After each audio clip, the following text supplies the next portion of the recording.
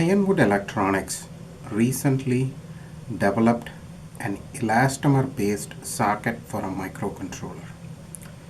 This specific microcontroller is a 12 by 12 millimeter BGA device, 0.8 millimeter pitch, 14 by 14 full array, 196 pin.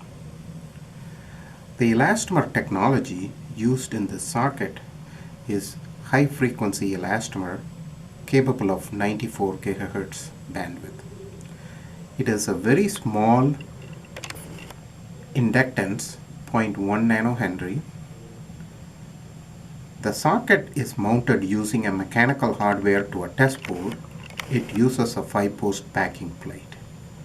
To use the socket, match the orientation of the device to the socket, place it inside the socket, place a compression plate on top of it, assemble the swivel lid, and apply a specific torque. In this particular case it's 2.3 inch-pounds. Then the system is ready to test. Thank you.